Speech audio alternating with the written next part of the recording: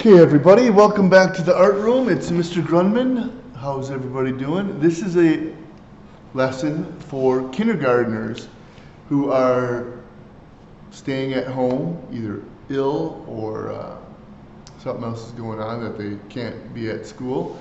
So we're going to show you the second project of the year, which is an abstract art in the style of Wassily Kandinsky. So last week, or the last time we got together, we learned about Pete Mondrian, and he did just straight vertical lines, horizontal lines, and we colored in with three colors, primary colors, which are red, yellow, and blue. So this is totally different. This, we're not going to use just straight lines, we're going to use all sorts of lines, and we're not just going to use primary colors, we're going to use as many colors as we possibly can. And so we're going to draw as many lines as we possibly can, and we're going to fill this whole page. So we're going to start off with just a zigzag line. That might go zig, zag, zig, zag, zig, zag, until you're off of the paper from one side to the other. I used purple to start, so I'm going to cap that purple, and I'm going to get a different color. This time I'm going to take green. It does not matter what color you use. You can use any color and all colors. This time I'm going to do a wavy line. I'm just going to do a nice wavy green line all the way across the paper from one side to the other. I'm going to put the cap on the green marker, and I'm going to get another color. It does not matter which one. I'm choosing red. We're going to try to make as many different lines as possible. I'm going to teach you some new lines as well. So with this red, I am going to make what I call a sketchy line. When you sketch something, you go back and forth with how you draw it. So I'm going to make a straight line, but I'm going to make it sketchy. Instead of just making it straight like this, I am going to make it sketchy. So I'm going to use my marker. I'm going to go back and forth like this.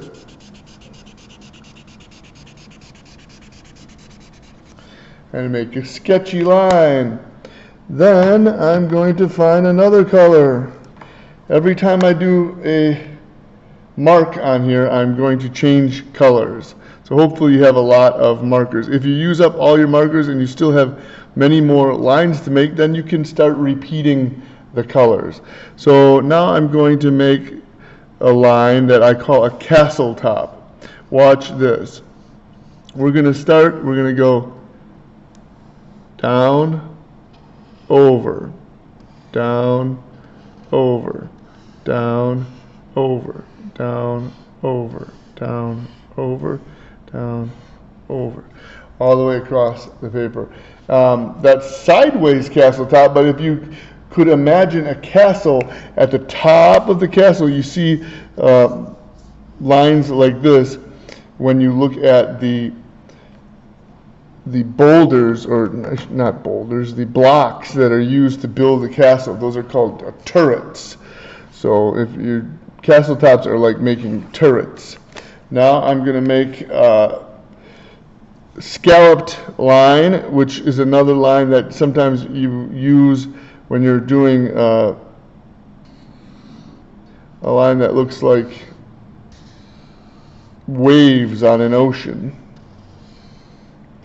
So we're just going to do that across the paper. That's called scalloped lines. Sometimes you'll see lines that look like that on the edge of a tent or on some fancy trim on some types of houses. They call it gingerbread trim. We're going to make now a dotted line. So it's just a series of dots, and the dots are going to be circles that you fill in. And you take your time, and you can make that dotted line go in a different wavy direction. And if you do that neatly, and you keep them in order one after the other, you can see a line going across the paper. So that's called a dotted line. And you can make it small or bigger dots like I just did. You can make a dashed line. So you can make dashes. What is a dash? It's a line like this. Dash. Dotted line and dashed line. Like that going across. You see dashed lines in the middle of roads and highways sometimes. Tells you when to pass and when not to pass. Now I'm going to make a line that is going to go around and meet itself. And when you have a line that does that, when it goes around and it touches back to where it started, that's called a shape. And in this case, it is a shape of a circle, because it was just a round shape. When I do something with yellow, I like to go over it just several times so the yellow shows up a little better, because yellow is a very light color. Now, what else can I do? Let's try a different one. I'm going to use some turquoise or teal. And I am going to make a line that is a spiral. I'm going to make it, what I'm trying to do is I'm trying to look at the paper and see where I have some space. I've got some space right here, so I'm going to make a spiral. And that ends up being a circle, but it starts in the middle and it just goes out in a spiral like this. Kind of looks like a whirlpool or a tidal pool where the water kind of swirls around in a spiral. So we're going to do that. Now let's see what other kinds of lines we can do. I haven't used brown yet. Brown's an interesting color. We're going to do one that is a loop-de-loop. Okay?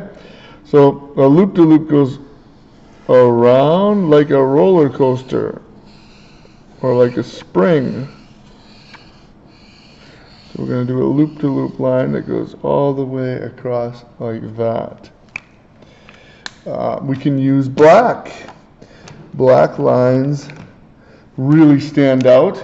And Wassily Kandinsky, who is the artist from Russia that did a lot of abstract work like this, he sometimes used lines that went next to each other like this. These are called parallel lines. So you can try that as well. Do a bunch of parallel lines. You can do some here, some there. Scatter them around on your paper. Let's do some other shapes. Again, I'm going to trade my marker. Here's seafoam green. Here's a color that you don't see very often. Seafoam green. I might have used this already. I'm going to make a rectangle up here. 1, 2, 3, 4 lines together. That's a rectangle. How about another one? We're going to make a triangle. Right down here, we're going to put a triangle. 1, 2, 3. That's a triangle. All right. So we're kind of running out of, we can do some other ones. We can just do like a half of a circle like this, or a quarter of a circle actually. And maybe we can do another one. I'll start using some of the colors that I've used already. Maybe we'll do another half of a circle right down here. But what we're doing is we're trying to make lots of different shapes and areas that we can color in. And then we're going to get some paints and we're going to do that. So when you get it, I'll be right back. You're going to get some water. You're going to get a paintbrush.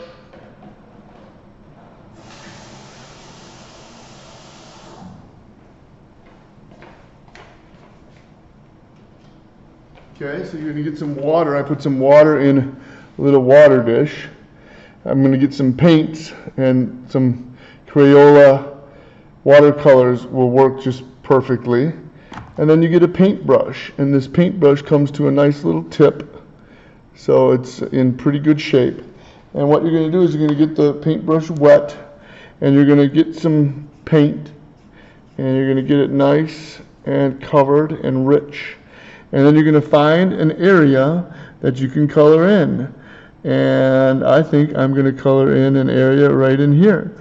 And you can just carefully just outline it first and then fill it in. And as long as I've got blue on my brush, and I know I only have 8 colors or so, I can do some mixing, but as long as I have blue on my brush, let's go around and let's make some other areas blue as well, because we know we're not going to be able to use different colors on everything. We're going to have to repeat some of these colors, so I'm just going to use blue in that area. And maybe if I water down my blue a little bit, the blue is going to be a little bit lighter. I don't know if you can see this, but this has got more water in it, and so the paint is going to look a little bit lighter. And I'll do kind of a big area of that light blue there. That looks good. And maybe, you know what, maybe I'll mix a little bit of another color in with that blue color, like purple. Purple is a little bit darker, so this one's got some purple in there. And it makes it look more interesting when you mix one color in with another. So this is going to be half blue and half purple, which actually makes that blue a little darker. So we're going to let that blend together. And now I'm going to rinse off my brush, and I'm going to go and I'm going to grab some orange. And I'm going to get that mixed up real good. And I'm going to go and find another area that I can put some other color in. And basically what I'm going to do is I'm going to take lots of different paints, lots of different colors, and I'm going to take my time and carefully fill in different areas, outlining them and then painting them. And this takes time. You have to have patience. In order for this to look good, you have to do it carefully. And I know for kindergartners, this is always tricky because they're just getting used to even using a pencil, let alone using a paintbrush. And paintbrushes you hold just like you're holding a pencil, and you point the tip just like you point the pencil tip. But it's a little bit more difficult to control because it's made out of bristles, these little hairs. So, you know, it's not like a pencil that's got a hard edge. It's a little bit different. So it's going to take some practice. And if you mess up a little bit, that's totally okay. You're going to get better as you keep practicing, keep trying. Even our mistakes help us learn. So if we don't do such a great job, that's okay as well.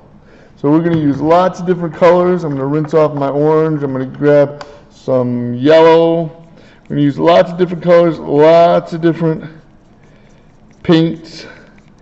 And let's do this yellow in here.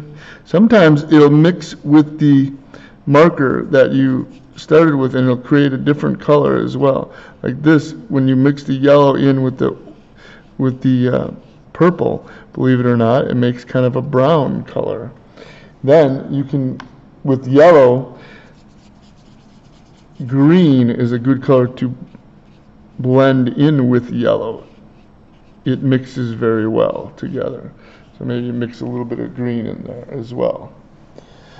I could keep going, but this is going to take a long, long time. So I've got another example of one that I did a while back. This has got lots of other lines in it too, but this is kind of what the work of art is going to look like. You can make as many lines as you can. Look at this. I made a line that looks like the moon, kind of like a crescent shape on this one. I did a lot of lines. This is a oval or an ellipse, I did some real wavy lines here, going wavy back and forth. I did some black dots. There's some more of those parallel black lines. I did some parallel lines with white paint. There's the castle tops. This is kind of a star shape, so I just kind of make like little V shapes and make them go out around in a circle, and it makes a star. So all kinds of different things you can experiment with to do this abstract work of art like Wassily Kandinsky. So if you're at home and unfortunately you have to stay away from school for a while, you can get a piece of paper and try this. You need markers, you can even use crayons to color in some things, and then you need paints, watercolor paints. So good luck with that. Have fun, be creative, and we'll see you when you get back. Thanks. Bye-bye.